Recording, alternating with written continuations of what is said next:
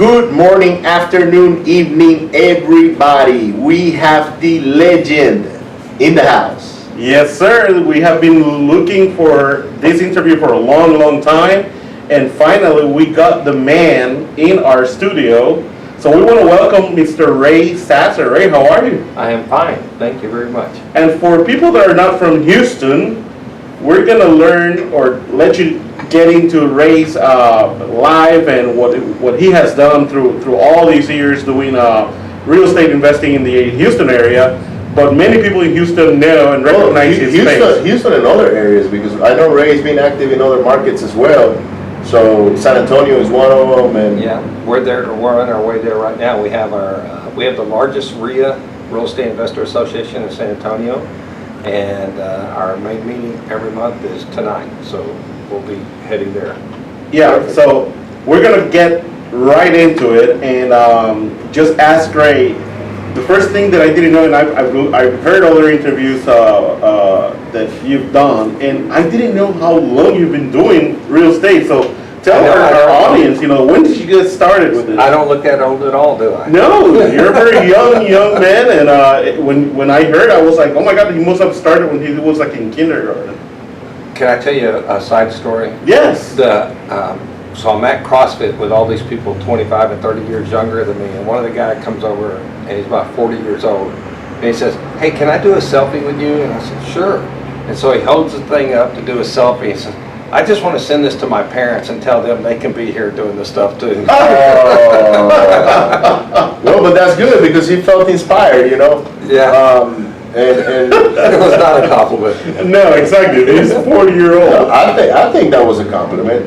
When you think about it, he's like, this guy's badass, man. Look at him. He's out here, Yeah, but he was a 40-something-year-old saying my parents, so basically. Yeah, but my father is 59, so it's like me telling my, you don't have to be old or whatever to.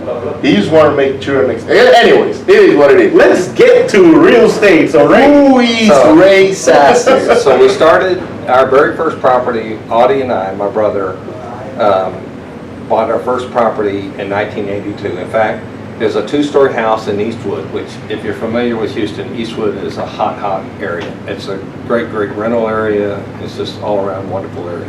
Y'all know where Eastwood is? I don't. It's right north of U of H, and there's a major shortage of housing there. And a lot of these houses were built in the 30s. Some of them were built as duplexes. So the University of Houston just sucks all the inventory out of the marketplace. Okay. And so students want to rent them. Everybody, it's in the shadow of downtown. Everybody wants that area. And that area's in the last 10 years had amazing resurgence. So when we bought that in '82, the top half of it was burned off. So that was my very first rehab, which major lesson is don't do major rehabs on your first one. Wait till you get about 10 or 15 of them under your belt. Yeah, I mean, starting off with a burned house, it's kind of like a challenge, I guess. Yeah, in fact, Audie's wife, my brother's wife, we took her to the house and said, look what we got under contract. And she cried. Well, I didn't know what happened until later, but Audie, years later, it told me, he said, when she came home that night, she just sat at the dining room table and cried and said, what are you getting us into? Wow. So before that, where were you born, Ray? Are you born and raised in Houston, Texas? I was raised in Corpus Christi. Oh! And then I went into the Coast Guard, and when I got out of the Coast Guard, tried to get a job in Corpus, couldn't, and then moved to Houston, and then went to work for Burroughs for 10 years. What do you do in the Coast Guard? I was an electronic tech, and we did search and rescue and drug enforcement. It was an exciting 4.5 years of my life. I got to spend a year in Japan, a year in New York, a year in South Padre Island, a year in California. So that was what? Is it the 70s? Yeah, late 70s, I guess. Yeah, so 74 to 78. In fact, I had to go on a temporary assignment to be on a 210-foot cutter going through the Caribbean because at that I was an ET5, and the ship couldn't get underway without at least an ET5 or higher. Okay. And so the guy that normally had that job, he was out on sick leave, so they basically made me go over there and do that 4 weeks of duty, and we went back and forth in the Caribbean, and then we were after drug runners. And so we had helo ops and everything, and just a couple years ago I thought, you know, that's when the Colombians were really doing their stuff. Running drugs, yeah. Yeah, and so that was called Operation Stopgap, and we would do it 3 or 4 weeks, and another Coast Guard cutter, and basically when the ships would come up from South America, we would just track them and follow them. And so our job was to follow those ships, and that was called Operation Stopgap, and I looked that up like a couple years ago, and sure enough, it's in Wikipedia, and it said that was a Coast Guard special operation getting the Colombians and trying to shut down the drug trade and all that. And so it's kind of that was 40 years ago, and they're still at it. Yeah, it's never gonna stop. Wow. I can relate, Ray, because I was in the Navy too, right? And I was stationed down in Ingleside, actually. Oh, cool. On the little minesweepers. Yeah. So I know Ingleside very well. Yeah. And you know, we've been mailing to Ingleside for a little while now, and not Ingleside, Corpus area, and hopefully we'll get to pick up some deals here pretty soon. You know, I think that, I mean, we're a free country, but it would be wonderful if all kids, you know, 17 to 21 had to spend 4 years in the service. Mandatory. Yeah. That will. Some countries do, like Israel. Singapore is one of them. Yeah, and no matter what you do up till 5:30 in the morning, you have to be at muster at 5:30. Right. You have to work all day. You have to be held accountable. You learn a chain of command. You learn discipline. I mean, it's not a bad idea. invaluable. You see, so I shouldn't call Ray General Sasser. I should call him Admiral Sasser. You see? Yeah, I don't know where that's I think Landon Landon is the one that came up with that stuff. Yeah. So I didn't know. So Landon calls him like General Sasser. Landon told me was, hey man, here's General Sasser on the phone. The day I ran the meeting, Okay. Ray was in San Antonio, and Ray was calling us to give us instructions. So Landon, you know, but he likes to joke, and he's like, hey, here's General Sasser, go ahead and take instructions. And I was like, okay, what's going on, General Sasser? He just went, okay, that was Landon. So anyway, it's a little inside joke we got at the 713. If you guys are in the Houston area, you want to come by the 713, where Ray and Landon have this huge meeting with free beer. That's probably the most important part of it. And we also give a lot of free yellow letters. Every meeting. Yeah. We do about 500, so Great door prize. it's a great turnout, man. I really like the group. I feel like every time I go to the 713, it's like I'm gonna go hang out with my buddies and my family. It's like a family. Yeah. It's really like a family. That's why I see it. So let's go back to Ray's. So after the Coast Guards, you went and worked 10 years at Burroughs, right? You said Right. as an electrician. No, I was an electronic technician. Okay. So then I went to work for Burroughs as a tech, and I primarily worked on mainframes. Okay. And the mainframes were it was very challenging because it was very overwhelming. You know, a mainframe today is a laptop now, but in those days, we had to know everything about how it worked and dissect it and all that stuff. So it's very, very challenging. I got incredible training. Just what a great, I love the job. Okay. But then about 5 years into it, there's a guy called, what's his name? Now I can't think of his name. It's Nothing Down. What was this guy that did Nothing Down? Oh, for Nothing Down strategies on buying real estate. Well, Carton sheets or? No, it'll come to me. But anyway, it was Nothing Down. Of course, me and Audie bought that. We paid $500 for it. That back then that was a lot of money. Yeah, Robert Allen. Allen, yeah. Nothing Down. And it was a lot of money. We took that, went through that, joined the RAND group, which was a Robert Allen Nothing Down group. And every meeting, they would ask people in the audience, they'd say like, okay, who's made the most offers? You know, and there were guys that were making 5 or 10 offers, and I'm thinking, man, just to make one offer is pretty amazing. I mean, you got to know where you're going to get the money. You got to know how you're going to fix it up. You got to know what the value is. And like, you got to have all these pieces together before you can even make an offer. And there's guys in here making 10 or 15 offers. So, very exciting time. So it's a lot different than today, right? Well, I don't know. Don't make the offer, figure out the rest later. Yeah, that's pretty much how we do it. Exactly, that's how I do it at least. If the numbers make sense, you just worry about the details later. Exactly. So would it be safe to say that Audrey was the one that got you into real estate, or or I mean, No. whose idea was it? Mine. It was your okay. Yeah, y'all know me. I mean. Yeah, no, that's why Yeah. I don't know. You said something that made me believe that maybe when he said he paid for it or something. I don't know. No, we both had full-time jobs, and then we were working 60 hours a week, and then we bought that first house, and it took us 8 months to do it. We went way over budget. The market was crashing when we bought it, which we didn't understand. Ray, I don't know, you're telling your story, and I can just put myself on yours, but in different time frames. Right. Well, I think that's just the way it It's happened. just a 30-year difference.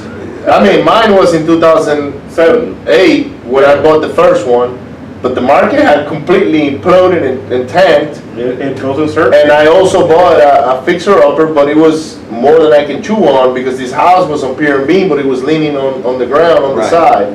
And the whole foundation was gone, and I had to gut it because the lady had 60 cats in it. So, I mean, the insulation, everything was bad. And he's talking about a burn house he bought, being a big major project. I bought something similar. The only difference is I got taken advantage by all the contractors that showed up on that project. I don't know if you... No, we had our plumbing contractor had a guy come out and inspect it. I would happen to see it.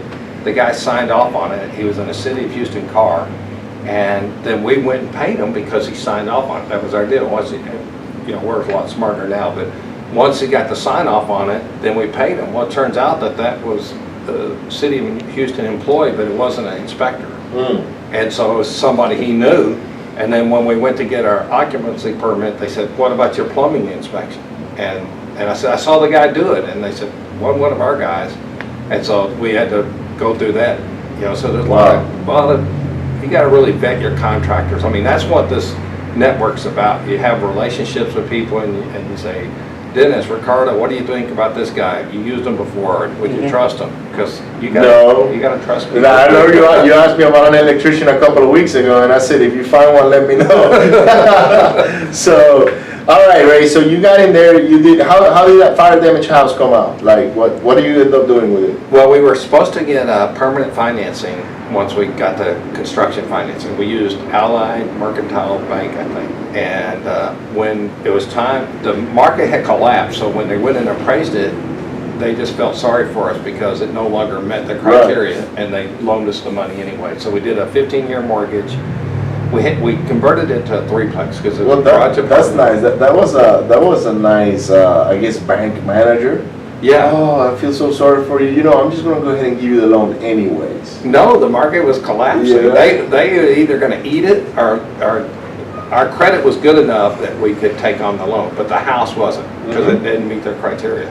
It was a community bank, and that was a lesson too: is build relationships with community banks if you can, because smaller banks. Yes, you can know the manager personally, and normally they do like a portfolio loan, so they don't have to like follow the strict term rules about Fannie Mae and all that. right, because they're holding the loan, and so we did a 15-year mortgage. And because we converted it to a triplex, we probably had about a $300 a month cash flow above what our cost was. And so we held on to it. In fact, there was a lady there that kept bugging us like, "I want to rent this, I want to rent this." And we didn't know enough about really checking people out. So we rented to her. Then when the upstairs got ready, we rented that. Then the garage apartment got ready, we rented that. Well, we sold that property 28 years later, and that lady downstairs was still renting from us. Wow. Yeah, so I had She paid for your property twice. in fact, about 15 years into it, or 18 years into it, we went back over there, and I just happened to be in the area and something was broke, and everything was worn out, and not like wear and tear. It's just out of use, right? Yeah, it's just like for normal use. She paid so good, it came to it. Why replace her? And we asked her to move out for like 10 days, and then we sent like 4 or 5 guys in there, just rebuild everything, change the countertops, redid the flooring, everything, and then she moved back in, never stopped paying her rent, and then lived there until we sold it, after 28 years. Wow, and she wouldn't buy it from you? No, No, she wasn't gonna buy it. In fact, the next door neighbor was a city council lady. Her and her husband bought the property from us. Okay. So, but a couple things we learned, that was such a great, first of all, we had a 15-year mortgage. We had it approximately 30 years. So we had a 15-year mortgage, we paid it off. Mm-hmm. So after we paid it off, then we went and borrowed another $90,000 against it because it was free and clear. Mm-hmm. And then we took that $90,000, bought other properties, and then we paid it off again. And then we sold it. So we paid it off twice. Had cash flow about $250 to $300 every month. And and then of course, Eastwood, we sold that about 2010, 2011. Well, When it was getting back up. it was exploding. And that was a mistake to sell it when we did. We should have waited to 2015, 2017. Well, but you know, even you can go 10 more years, Ray, and then you're like, yeah, when I sold it back in 2018, it was a mistake. I should have held on to it until now, because now the value is who knows what, right? I'll tell you, I've changed, Audie's changed. If you can figure out how to buy and hold the right properties, do that. We had a property we bought in Oak Forest on Dewberry. It's a 2-1, and what happens on those first streets in a large subdivision like that, they're very large lots and they're very old houses, so there's a lot of functional obsolescence. So they're 2-1s. Well, nobody wants a 2-1. So we fixed it up. We bought it for like 30, put 15 in it, sold it for 60. Normal. Did you add any bedrooms? No, this is 20 years ago. Okay. Well, that same lot, that same property, that lot is selling for $350,000. The lot is. Just a lot. It's Yeah. crazy, yeah. Yeah, and there's a lot, because those lots happen to be larger than the rest of the lots in Oak Forest, in that front part of Oak Forest. They're building large houses on it. Yeah. So, Mac mansions, they're knocking it down and building these big houses. And good, man. So you went and you became a landlord. Is that the strategy you used at the beginning, just to be a landlord and start accumulating rentals? from about 82 to 89, everything we bought we held on to, just about. And then in 1990, I went full time. So I bought houses working for the last 5 years I worked with boroughs. We were buying houses, doing that kind of stuff. Well, then I went full time, and then we started flipping a lot more. And so a lot of it, your strategy needs to depend on where you're at. But when you come across those Dewberries and those Eastwoods, you've got to figure out how to hold on to them. You can't let Yeah, those go. because you know those are gold mines in the future. Yeah, and you just gotta do more deals and sell the other deals and hold on to those. Figure out which ones are the right ones, and hold on to them. Mm-hmm. That's very good nugget there, because some people struggle knowing, trying to figure out, do I want to be a landlord, or do I want to just flip houses, and that might be the way to determine, like you just said, if the house is in an area that you can almost guarantee very, very big appreciation, then try to hold on to those ones, and then everything else that doesn't meet the criteria, just try to sell wholesale or flip and get it sold or in finance. Yeah, and Ray, one thing I want to touch with you, because I know you're very big in this, and this is something that I want our audience to know. If you're looking for creative financing,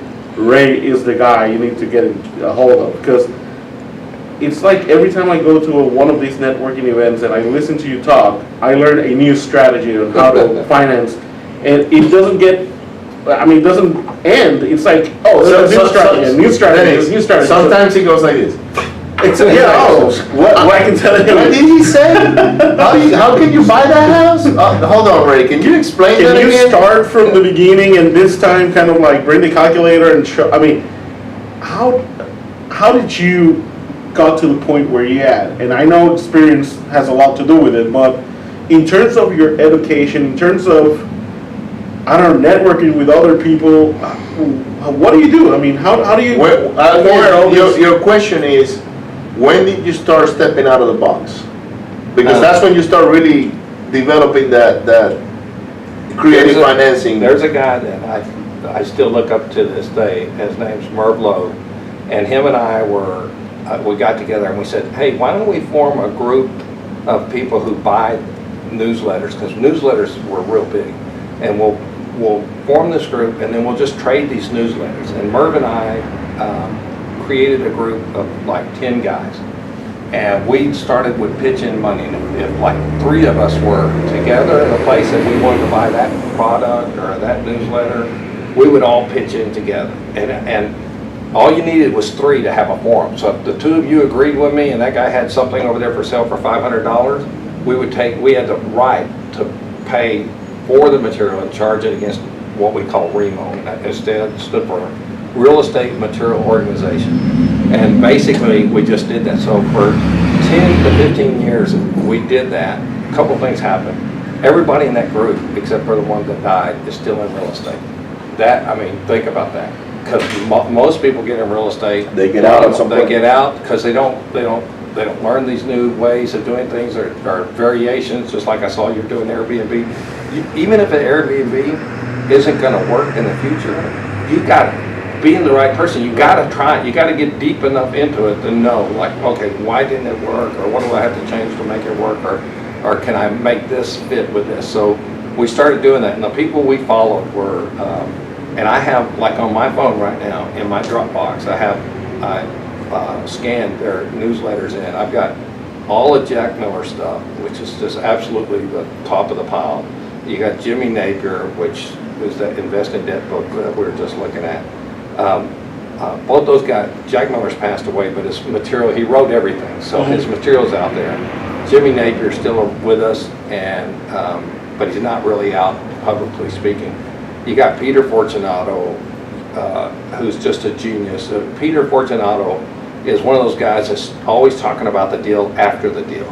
So if you go up there and say, hey, how do I do X deal? When he starts answering you, he's not talking about X deal, he's talking about Y deal. And so he's setting up X so you can get to Y. And you didn't even know that you asked that question. He's just telling you how to do it. So you got Peter Fortunato, you got Walter Wofford, you got Dyke Spotiffer. These guys are still around, and I try to go to something they're doing. Each one of them try to go to something they're doing once a year. Peter is out of Tampa, right? Yeah, Peter, and from what I understand, you can go there every Wednesday. They meet at, I think it's a McDonald's or maybe a Denny's, and there's 10 or 15 people there, and they call it the Jack Miller something, you know, Hall of Fame or whatever, and it's in tribute to Jack Miller. But Peter's just a genius, and he's just as sharp as he's ever been.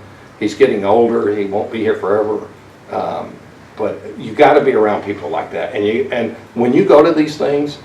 If you're, just like with the number of transactions that we have going on, that y'all have going on, when you go to these things and people are just going through these ideas and they're talking about little detail variations and stuff, you say, boom, I can do that right there. If I change that right there, it's going to keep it from a deal I have to sell to a deal I can hold on to, or to whatever it is. Right. And let me ask you this, right? Do you ever, like, because, you know, you're talking about people that operate in different states. Yeah. Do you ever bring an idea, like, let's say you're masterminding, I don't know, somewhere in Alabama. Did you bring those ideas to Houston and then maybe sit down with an attorney and say, hey, can I do this here in Houston? Or you just go out and do it and figure it out? Well, I believe you have to run full speed all the time. And you have to fall down occasionally. But like land trust, when I went to land trust things like 3 times Jack Miller, but I could never put it together. I could never like make it happen. It turns out that land trusts are actually really pretty simple. It's just a few moving pieces. I could never figure it out. Then Mark Warda out of Florida is he with partners with Jack Shea. Jack Shea is just brilliant on land trusts, and he's a real estate investor. Mark Warda's an attorney and a real estate investor.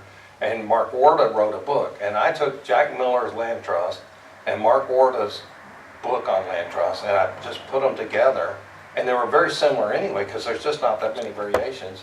And then I just turned it over to a local attorney, and he said, looks good to me. And then I've done lots of partnerships in land trust and those kinds of things, and oftentimes the other partner will want to run it by their attorney, and it always sails through. There's always one or two little things, minor details, things. Same with lease options. When they changed the laws on lease options, we were selling a lot. We were buying on lease options, and there's no and the rules with lease options haven't changed for buyers, Mhm. but for sellers they've changed. And so we were selling a lot on lease options, and when the rules changed, we had to, those are opportunities, you know, Figure it out, yeah. Heresy is when you go against common wisdom and convention. Mhm. That, if you want to be a real estate investor, go against common wisdom and convention, because that's the area where the opportunities are. If you ask your average person, well, can you sell on lease option? They'll say no, and that just means you have one less competitor out there. So you just figure out how to do it right, and it's definitely something you have to figure out. But if you figure out how to do it right, then you have a whole complete opportunity, a whole methodology of You just create a disposing market for property. yourself. Right. And you can do it right, and there's all those people doing it wrong, and they're just being taken under. You end up buying their houses. I see. So I guess the answer, or the short answer to a very long, is that you just need to network. And Yeah. network outside of even your city or your local area. You go abroad, you find these national people that know a lot more, and you try to connect with them, and then form these groups and learn, bounce ideas from You each have other. to, in fact, I mean, are y'all gonna go to Cuba on the cruise for the Financial Friends? That's coming up. I didn't know about that. It's coming up, and so we're gonna go on it. We're gonna try to go on it. Janet, if you're listening, make sure you sign up before anybody else does. Who's the financial friends? I don't know. Well, it's Quincy and Walter Oh, Walker. yeah. I mean, Quest IRA, Yeah. Quest and Trust now. I don't even know what they're called. Quest Trust. Quest So Trust. We went on a cruise, and I sat next to Bob Zachmeyer, and Bob Zachmeyer is out of Tucson, and he's very, very active, just like you are. And he said a lot of times, just one idea you hear it. Like a lot of times we want private funding, and at the time the interest rates were like 0.2%. And he said, if I pay you, he said, if you go to the grocery store and you get a bag of groceries, and that's the rate of interest, or the amount of interest that a bank will pay you. If I were to give you 35 bags of groceries for doing business with me, instead of the grocery store just giving you one bag, would you do that? And I thought, I like how because that's 7%. So 0.2% is equal to 7%. So as an investor, we can say, look, why would you go to the bank and get one bag of groceries when you can come to our finance company, who we're out there every day buying houses, right? Borrowing the money from the banks. They don't know what's going on. We're the ones doing it. And we can give you 35 bags of groceries. And that idea, that thought, I've never had that, but I heard that from Bob Zachmeyer sitting at a bar on a cruise on one of the Financial Friends things. And that's what you got to do, because if you're out there looking for private investors, you can put it in terms they understand. You know, they don't know the difference between, they may or may not see the significance between 0.2% and 7%, but everybody knows the difference between one bag of groceries and 35 bags Yeah, of it's groceries. just bring it down to a level that they understand and make it very simple. Simple as best. Yeah.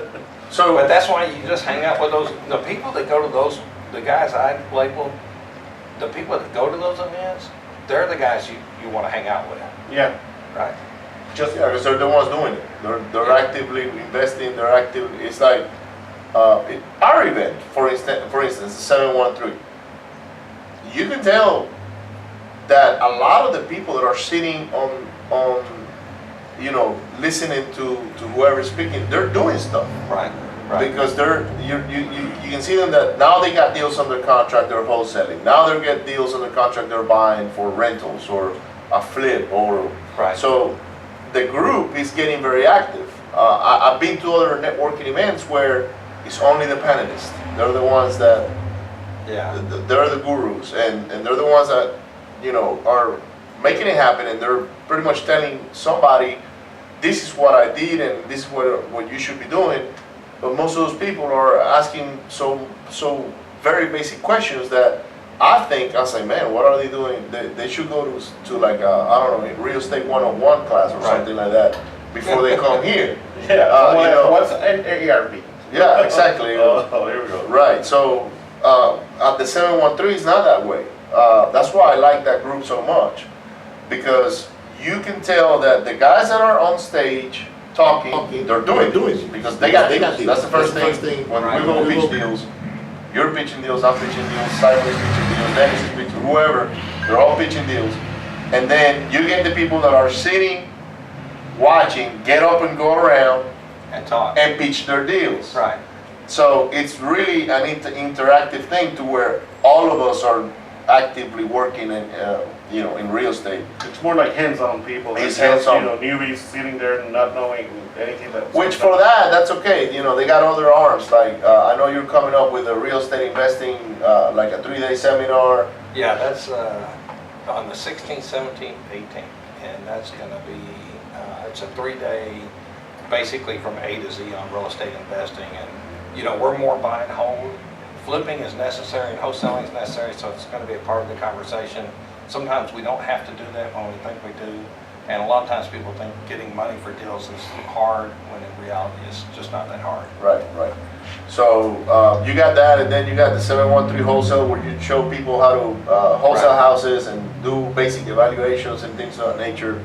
You guys have Yeah, we do that every Saturday, and then occasionally, that negotiation thing you're about to talk about, we're going to do something, right? I don't know when that's going to be, but we need to put a date on it. yeah, to me, negotiation is my passion. When you decide that something's really important to you, it's like if somebody says it, your ears perk up, you listen to what they have to say, you see things differently, you see how people are doing stuff, how they're shaping things. And Jimmy Napier was one of the greatest negotiators ever, and he showed me it was like, you just got to be in the right place at the right time. Figure out how to get in the right place at the right time, and then figure out how to get the right tools. And an example of where he was in the right place at the right time was he would do owner finance, and then he would get the people to prepay the notes.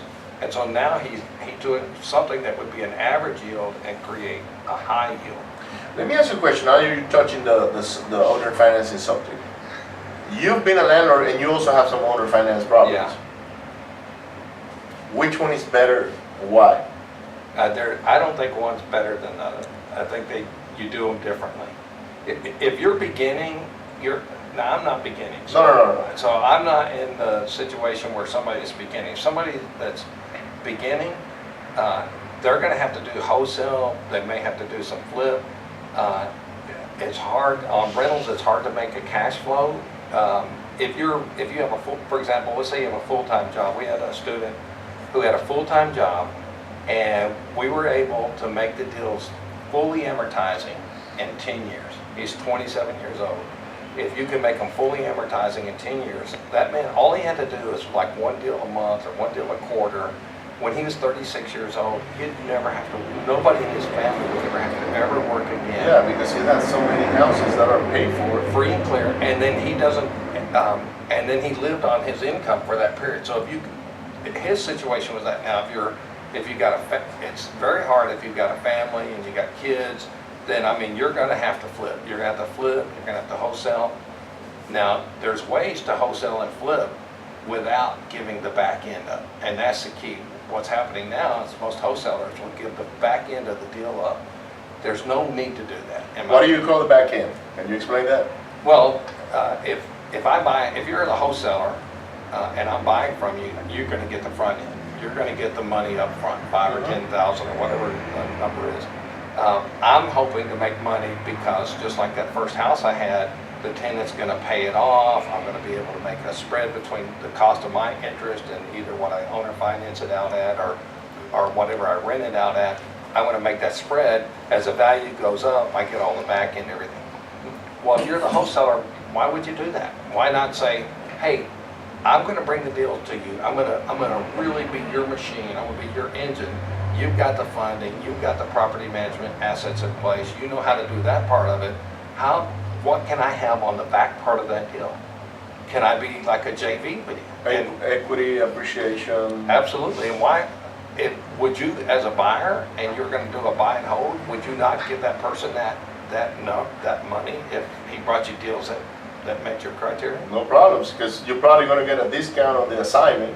Right. And in terms, you're going to exchange it for some equity on the back end. So. Right.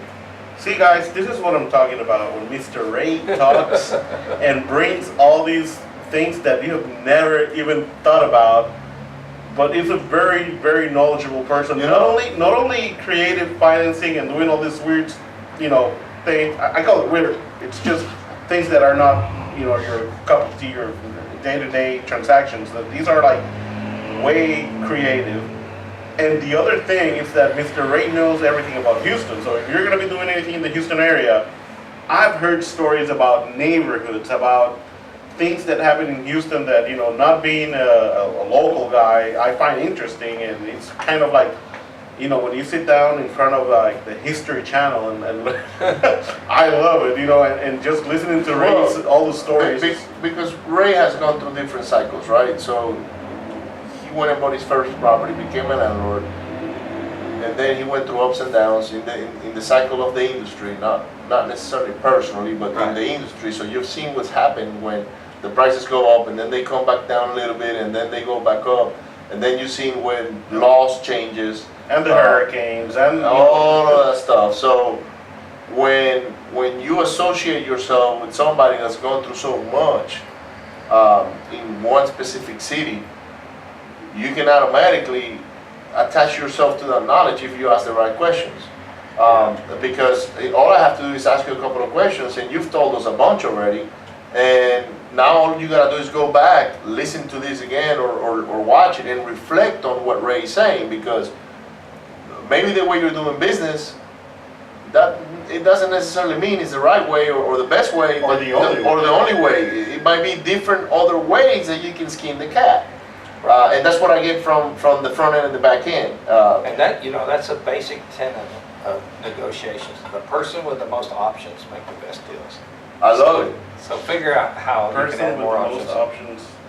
Yeah, okay, makes sense. I love it. So now Dennis and I were talking about a property we're buying this morning, and we're brainstorming. We got a slam dunk in our hands, okay? And he's trying to figure out what's the best way. And I was like, look, the best way is that you got different options. So let's just close on it first, Right. and then we'll move on to the next phase. That's a lot of times people, if the numbers make sense, go full speed. We've got, we're signing a contract tomorrow for an office building in Kansas, and the numbers are just too good. And now I'm going to sign a contract, I'm going to lock it up, I'm going to go do my due diligence then, and I really work hard on my due diligence. But the deal's good enough. So just lock it up. I don't know the best exit strategy. I don't know who's going to be staying there. I don't know what the rents need to be. But if you just look at a basic cap rate, you can find out that you can't lose on it. If that property's worth $1.5 million and it's in good shape, and I can buy it for 1/3 of that, I'd be crazy. I'll take it all day long too. Right. I'll probably move my office there and just work out. You know what I mean? It's cheaper to Kansas, operate out of Kansas. Too cold. Nothing against people from Kansas. Just Right in the for middle me, of it's in the middle of the country. You can have a master office in Kansas and work all your different markets. It's within, it's within 100 miles of 5 state borders. That's right. It's called the 5-state area. Wow. I didn't know there was such a thing. No, yeah, good. That's good to know. So Ray, how many deals have you been a part of altogether in your real estate investing career? Well, we're mostly buy and hold. We're not flip. I mean, we do flip, and I've done lots of rehabs. We've never stopped rehabbing. We Okay. always have 2 or 3 rehabs going on every day. Okay. And just as a guess, I'd say I've probably been involved in like 1,000 rehabs. Okay. As buy and hold, or buy and do something with, or sell and do something with. I don't know how they count that, but it's probably somewhere between 300 and 500 transactions. Okay, that's pretty good. And a lot of those properties you're still holding them, right? Some of them, yeah. We're holding maybe, well, I won't say, but we're holding quite a few. Okay. And are you turning some of those rentals into owner financing? Yes. In fact, Audie and I are like kind of changing in our life, and all our properties we're trying to convert to owner finance. Right, less headaches, Right. you just cash flow on the node. Yeah. You've already milked them for a little while, so why not let somebody else now take that property and move forward? What's really exciting though, like we have a property in Galveston and we have one in Kemah, and like that area's changed. Galveston, they were giving properties away, and now they're very, very valuable. Kemah, a property we have in Kemah, basically encircled our house. Kemah encircled our house. It's like man, I don't ever want to let that go. It's going up in value faster than anything. So it's kind of neat to kind of hold on to things for a while, especially shoot for the properties in the path of progress. I mean, where you guys are working and where we're at right now, it's in the path of progress. So Yeah. you're crazy for not being an expert in this area. Yeah, we got a lot of properties in the path of progress that we're rehabbing right We'll just now. have to wait 40 years. Hey, but guess what? You'll be 40 years later and you'll say, man, I wish I'd held on to more of those things. Yeah. I know. I was talking to Ricardo exactly about that last week, and I was like, We love keeping all, okay? The thing is, you get into a cash flow situation where you need cash, and what do? You have to dispose of them. So you gotta have the wholesaling, you gotta have the flipping, Right. you gotta have the holds. let's talk about that 1 second without Ray. Ray, what has been the most difficult thing in your business these 30-something years, almost 40 years that you've been doing it? Why don't you say it's Difficult times. something that you say, Things got ugly. I don't want to go through that again? Well, when we started buying in 82 and then we really got cranked up in 87, 88, that was like the worst of times, but we didn't know that, so it didn't even affect us, and we didn't have any assets. In 2007, I remember reading the thing that says, on the Houston Chronicle, it said subprime market meltdown, and I thought, oh, I wonder what that is. Well, at the time, Audie and I had 4 houses for sale, I think. 2 of them we ended up absorbing, 1 of them we ended up owner financing, and the other one we flipped. So our plans were just changed literally overnight. And our net worth went down as a result of that. I mean, Right. if you looked at the values, but the thing that saved us was that the rents never changed. And so we were a lot Actually, in some cases, they went up. yeah, so a lot of what we were doing were sub-twos, and the sub-twos, our costs were fixed, our equity was changing, but our income was staying the same. So in that regard, that was pretty good. But basically, all the money was taken off the street almost overnight, and so that was. And then also, the way they were figuring out taxes, the tax values lag. By 2 or 3 years, they lag the real values. So now you're having more pressure. You know, the taxes aren't going down just because the values are going down. And so it's like almost all the wholesalers were washed out of the business. Almost all the flippers were washed out. Almost all the builders were washed out. And so, and that's never been like all we did. And so I would say, be diversified. You're already in the business where you're getting opportunities and leads. You just go after things that you can figure out how to hold on to, that you have equity. If you have a house that has a lot of equity, if you have to turn around, that's a bank account. If you have to turn around and sell it at a big discount, but because it has that equity, you're still in business. I did that actually not long ago. I had a house that the loan was due, and I had maybe 40, 50 grand in equity, and I had somebody looking for a rental property that was already cash flowing. And I said, oh, I got one. Right. And then I just handed over, the loan was paid for, my investor was happy, you know, I returned their money. Right. We kept a little bit of money for operations, Right. and that's it.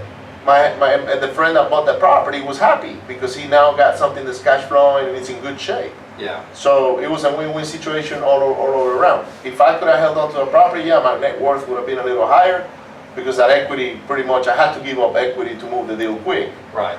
But at the end of the day, it served its purpose. So I do see them as a cash account as well. If things get to where you need to pull money out of somewhere, you either refinance it or you sell it or you do something with it. But assets are the best way to bring some other income. So The other thing, a couple more things, Dennis. One is about your infrastructure, and another one is about the danger to me is if you're wholesaling and flipping and you put $30,000 or $50,000 in the bank, there always seems to be a way to spend that money. absolutely, we know that. Where if it's in a house, and you're not borrowing against that house, borrowing the house, your return on equity may not be real high, but your equity is continuing to grow. So I like the idea of the buy and hold is like a forced savings plan. Yes. And you know, we all have partners, and your partners may think differently about money in the bank than we do. And it's like, once the cash gets into the bank, it's like you can't control it like you could if it's sitting in a house. And the infrastructure question, or the other thing that's been a struggle, but I've always been lucky, is because my brother and his wife and my wife, we were partners. And I couldn't ask for, I was just lucky to have partners like that. And I've had partners over the years occasionally. If they're bad partnerships, get out of them. If that person will steal from him, if he will lie or steal, if he complains or bitches at how other partners have treated him, or he doesn't, if that contractor comes and says, oh, I got jobs left over I got material left over from my previous job, that you don't want that guy as your partner, because they're stealing from their previous partners. Get good, ethical people who would go out of their way to do the right thing, and then those people, they're lifetime partners. They're always there when you need them, and I was just blessed to have that with my brother and his wife. So I guess through all these years, you have run your operations with those 3 partners, which is our family as well. Have you ever had like a big office with employees? No. We had an office on East Tex Freeway for about 10 years, from 93, well maybe 12, 14, 93 to like 2005, 2006. We used that because we were managing all our houses out there. We were doing some management for other people, like friends. I mean, we weren't active. Yeah. But that was right there at Aldi Millroute and East Tex Freeway. We ran everything out of there for those amount of years. So you had a property management company for a little while. Yeah. So we got really, we did lots of property management because we have lots of rentals. We did a lot of rehabs because that's how we started, and then all through the 90s we did nothing but fire damage, and then we got mold certification in the 90s because there was a lot of mold going on in the firehouses after they flooded it, and then all of a sudden we got a reputation for buying flood houses, and so we bought flood houses after Allison and Ike and Harvey. But we get a lot more selective and picky on what properties we buy. Okay, that's good to know. We bought a lot of houses after Harvey. Everybody did, I think. Yeah. And but there's still a lot of houses out there that a guy called me yesterday, or we talked to a guy yesterday, and he wants $128,000 for a $178,000 house that's not been fixed up. And that flooded twice probably? No, he said it only flooded once, but the neighborhood's flooded twice. I see. Yeah. So it's like, okay, the numbers aren't good enough. Where do you see the market going in Houston? Now let's talk local, because I don't know, it's kind of like weird area right now. Yeah, on our case, Ray, we've been experiencing.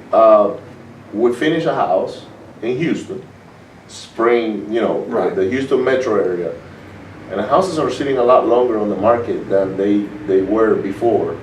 And we've also experienced that our buyers, our first-time home buyers, they get scared fairly easy from the inspector.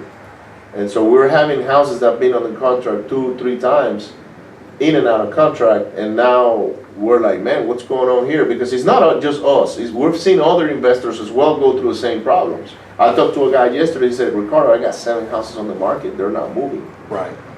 And they don't do the houses because our bulk of our business rate is out of Houston. We're, Freeport, Sweeney, West Columbia, we go Conroe or over there, all over in, on Alaska. We go to areas where people are like, that's too far, I don't want to drive out there. Believe it or not, those areas don't behave the same way. Right. But in Houston, where everybody wants a house to flip or to rent or something is happening right now. So what's your opinion on what's going on? Y'all don't know it, but that's actually a setup question, because Jacob and Landon have decided that for the upcoming meeting, and I'm going to be doing a market report. And I've been doing a market report every year for the last 6 or 7 years, and I don't like doing it because it takes about 20 hours of work. Right. But so this when is our next meeting? Next Wednesday? I think. Yes, the 14th, yeah. I believe. Yeah. So that is going to be. We're bringing the lady that came in and talked to us at Houston Real Deal. She's a CPA, and she's an expert on the tax law changes. I know her. Okay, and she came and talked to us before, smartest person I've ever listened to on this subject. And these are federal tax laws. She's gonna be at that meeting, and she's gonna talk about that. And now that a lot of her investor clients and stuff are kind of getting up to speed on the new tax laws and how they're gonna implement, how they're gonna buy and sell, she's gonna be there at the meeting, this upcoming meeting. And then after her, I'm gonna do a market report. And then the market report, we're just gonna, and if y'all guys have like 5 or 10 neighborhoods that you're really interested in, send them to me. One of the market reports we did in 2009, we took not all, but half of them, about half of the 1,775 neighborhoods in Houston and area, and then we looked at what was happening in the last 4 or 5 years for those areas. So if y'all guys have some neighborhoods that you want me to drill down on, I'll probably pick like 5 to 10 neighborhoods. I want them to be kind of representative of different bands. Right. Because different price ranges behave differently Yeah, in right. different markets. So, but we'll be doing a market report. We'll be looking at the amount of days on market. We'll be looking at months of inventory. We'll be looking at where like the $500,000 range houses were terrible right after the oil crash. But now it's the hottest market segment. I don't know if it's still the hottest market. I haven't been able to sell my maybe. house, so. Well, anyway, so we're gonna look at that, and if y'all guys got some input on subdivisions, I wanna include a few of it. That's not gonna be the main thing in the market report, but that's what we're gonna do, because 2019's coming up. So now, we know what we've done in 2018. Now we wanna say, look, where do we wanna spend our time and energy? And now is the time to think about what we wanna do. And by the way, for investors, this is the hottest time of the year for investors to be buying houses. So we want to make sure we're not going to buy the wrong houses. All right, correct. Why is it? I mean, I didn't know that. So November, December?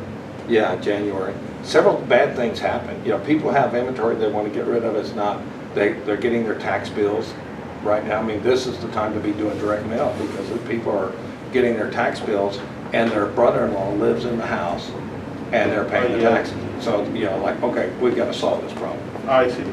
Whatever the reason, and then a lot of people are sitting on inventory, it's not performing, or they need to get rid of inventory, so they're cleaning up their messes. So we can safely say that summer is the hot time for retail market, real estate, but then winter is the hottest, time period for investors and people that are looking for good deals. And it's true, because we picked up a lot of properties last year in between November and December. I mean, Well, yeah, but Harvey helped with that too, because... Harvey kind of screws everything up because it just throws the numbers, but if you go back year over year, if you look at a graph, it's like a wave, and in the summertime, the values are the highest, and the inventory is the lowest, and in the wintertime, around Christmas, the prices are the lowest, and the inventory is the highest. Yeah. So, it's not the highest relative to the number of houses for sale. I mean, some are still higher, but not relative to the number of houses selling compared to the houses available for sale. There's another thing called a hotness ratio. We'll talk about. We always look at that. A hotness ratio tells you how fast inventory is being consumed. Available inventory is being consumed in a neighborhood. So, like we'll look at a subdivision. And if it doesn't have a hotness ratio of like 50%, we won't even buy in there. Because that tells us we're going to have a hell of a time selling it when it's time to sell. And it tells you there's a problem, but you don't know what it is. I mean, you may know what it is, but there's a problem. Yeah. It's up to you to figure out what the problem is. I get it. You just probably just dispose that lead somewhere, wholesale it or do something else with it. Right. And that's exactly, if you, like, say, it needs $40,000 rehab, do you want to rehab it and maybe make $50,000, or do you want to flip it and maybe make $20,000 or $30,000? If you're going to have trouble moving it, and the risk of holding it is high, like personal liability versus say a subject to, if the risk of holding is high, then you say, okay, this is not a hold property. Let's just kind of make less money, get out of it faster, and move on. Right. I'll get my question answered next week. I'll have to wait. But no, that's good. I mean, now it's like more reasons to go to that meeting next week. And like Ricardo was saying, just follow the 713 Facebook, right? I believe you can find out more about their meetings Yeah, and 713 topics. Yeah. Yeah, we have the 713 Real Estate Investor Network. The moderator is Landon, and they have like I think it's like 26,000 members or something like that in there. So go ahead and find it and click on it. Even if you're out of state, There's a lot of knowledge. Yeah, there's a lot of knowledge going on in my group. A lot of people, interacting and sharing ideas and asking questions and answers and all those things. So, with that being said, ladies and gents, this was a long one today.